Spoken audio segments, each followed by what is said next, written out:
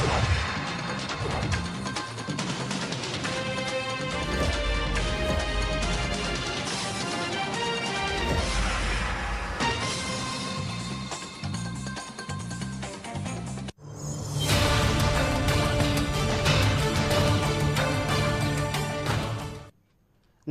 Bhaskar news की खास पेशकश पावर हाउस में आपका स्वागत है। मैं हूं मनीष कांत जैन। पावर हाउस में हम बात करेंगे कार्यपालिका, विधायिका, न्यायपालिका और कारपोरेट जगत की उन शक्ति के केंद्रों की जिनका आम जनता से सीधा वास्ता नहीं होता, लेकिन ये आम जनता की जिंदगी को बदलने में अपना अहम रोल अदा करते हैं। तो आइए शुरू करते हैं आज का सफर और समझने का प्रयास करते हैं। आप लोग इस मामले में जाएंगे और सरकार की नीतियों का विरोध या सरकार का विरोध करेंगे या उन जनप्रतिनिधियों का विरोध करेंगे। अभी हम 230 विधानसभा के विधायकों को रक्षा सूत्र बांधेंगे, साथ ही 29 सांसदों को रक्षा सूत्र बांधेंगे। 11 हमारे राज्यसभा सांसद, उन सभी को रक्षा सूत्र बांध कर उनसे निवेदन करेंगे कि आप हमारी रक्षा करें, हमको 7वां वेतनमान सहित सम्मिलन की हमारी 13 सूत्री मांगों को पूरा करें, जिससे कि आने वाले चुनाव में हम आपका सहयोग कर सकें। अगर उसके बाद भी इस भाजपा के सरकार या भाजपा के सांसद विधायक हमारी नहीं सुनते हैं तो हमारे पास विकल्प खुले हुए हैं। जिस प्रकार हमारी वेतन काट के, हमारे वित्तीय अधिकार छीन के रोजगार सहायक संविदा कर्मियों को वित्तीय अधिकार दिए हैं, अगर शासन के पास विकल्प हैं तो हमारे पास भी विकल्प खुले हुए हैं। हम कहीं भी जाने के लिए तैयार हैं। आप लोग कहीं भी जाने के लिए तैयार हैं, लेकिन सरकार, हमें नहीं लगता कि सरकार आप लोगों की बात को अभी सुन पा रही है। तो ऐसे में कोई बड़ी रणनीति आप लोगों को तैयार करना होगी। क्या आप लोगों ने इस बात में मंथन किया है कि किसी प्रकार का, यदि ऐसी बात सामने आती है तो फिर सरकार की नीतियों का या जनप्रतिनिधियों का विरोध करने के लिए आप लोग तैयार रहेंगे? हमारे सम्मानीय प्रदेश अध्यक्ष महोदय ने पूरी कार्य योजना बना ली है। अगर हमारी मांगे अभी पूरी नहीं करते हैं या वार्ता के लिए हमको नहीं बुलाया जाता है तो हम 5 सितंबर से ब्लॉक में हारमोनियम पेटी लेके सड़कों पे आएंगे और जनता को बताएंगे कि हमारे साथ शासन किस प्रकार उपेक्षा और सौतेला व्यवहार कर रही है। ढोल मजीरा बजाएंगे, लेकिन उसके बावजूद भी यदि रणनीति आप लोगों की कामयाब नहीं होती है, सरकार आप लोगों की बात नहीं मानती है, तो फिर आप लोगों की क्या वो होगी कि कैसे आप लोग सरकार तक अपनी बात पहुंचाएंगे? अभी इसके लिए हमारे सम्मानीय प्रदेश अध्यक्ष महोदय ने मीटिंग बुलाई, हम सभी उसमें मंथन करने वाले हैं कि उसके बाद भी अगर शासन ने हमारी मांगों पर ध्यान नहीं दिया है तो आगे हम उग्र आंदोलन और या तालाबंदी के विकल्प भी हमारे सामने खुले हुए हैं। तालाबंदी के विकल्प खुले हैं। एक चर्चा की जहां तक बात होती है, चर्चा में चूंकि आप लोग चर्चा नहीं कर सकते हैं, सरकार यदि बुलाती है तो चर्चा हो सकती है। तो नरेंद्र सिंह जी, आपसे ये सवाल है कि तालाबंदी करेंगे या जो योजनाएं हैं उनके जो हितग्राही हैं वो आप लोगों के पास आते हैं, उनसे आप लोगों का सीधा संवाद होता है, तो क्या एक प्रचार जैसी भी कोई रणनीति होगी कि सरकार के खिलाफ प्रचार पर भी उतर सकते हैं आप लोग? जी बिल्कुल।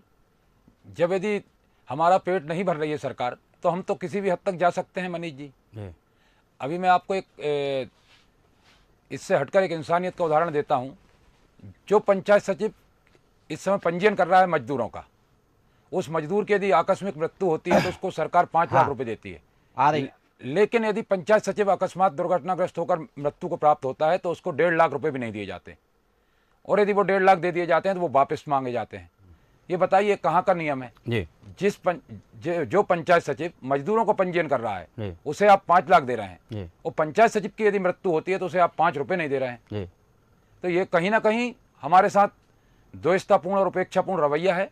हम चाहते हैं सरकार शीघ्र अतिशीघ्र हमारी मांगों को पूरा करे, हमें वार्तालाप के लिए बुलाए, और सारे विकल्प खुले हुए हैं। जैसा कि दिनेश जी ने बताया, यदि सरकार हमें बुलाती है तो हम उनके अनुसार चलते हैं।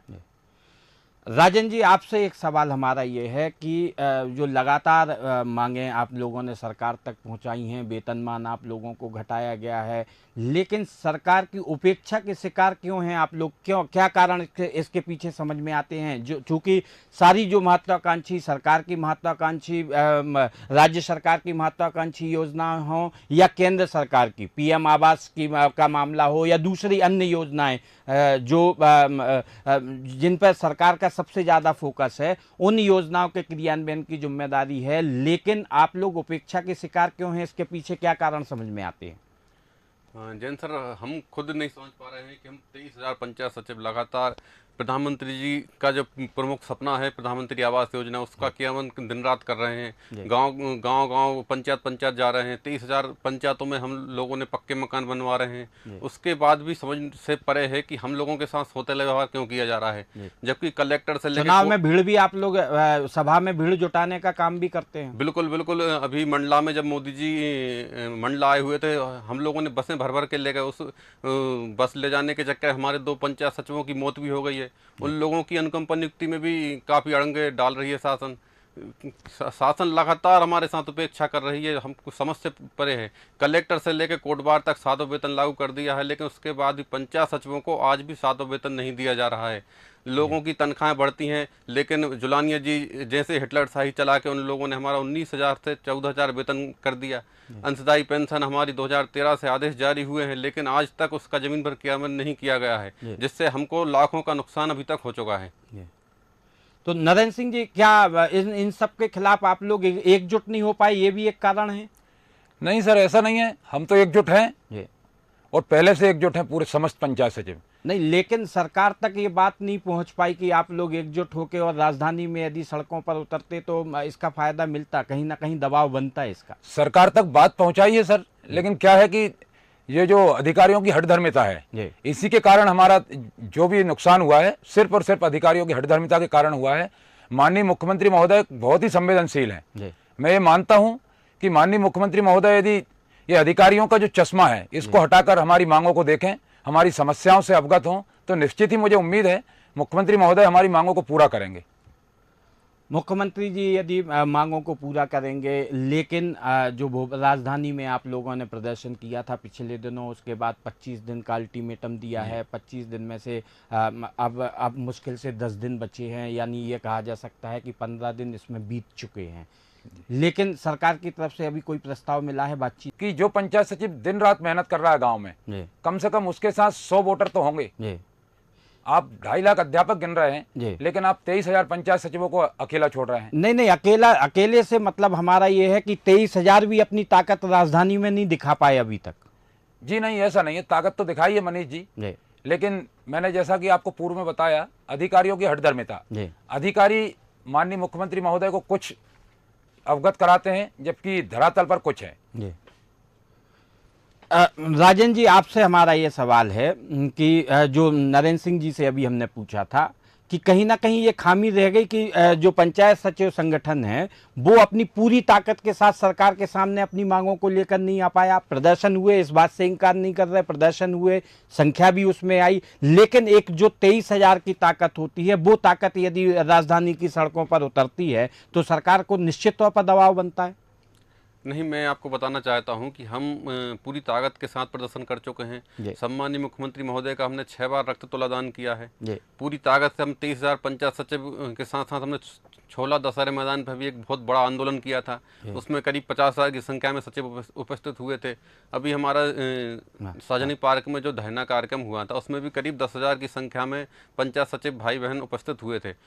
ऐसा नहीं है कि हम ताकत नहीं दिखा पाए, लगातार हम ताकत दिखाएं।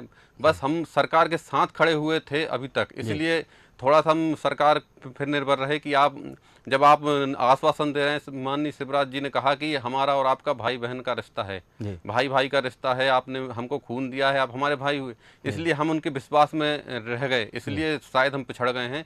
न बाकी हमारी ताकत में कभी कोई कमी नहीं रही। पूरा 23,000 पंचायत सचिव दिनेश जी के नेतृत्व में एकजुट है और एकजुट रहेगा। चलिए, कहीं ना कहीं ये जहाँ तक यदि बात है तो आप ये इस बात को स्वीकार करते हैं कि अभी तक आप लोग सरकार के साथ थे, सरकार के आश्वासनों से बंधे हुए थे और सरकार के आश्वासन पर या मुख्यमंत्री के आश्वासन पर आपको भरोसा था, लेकिन वो भरोसा टूटा है।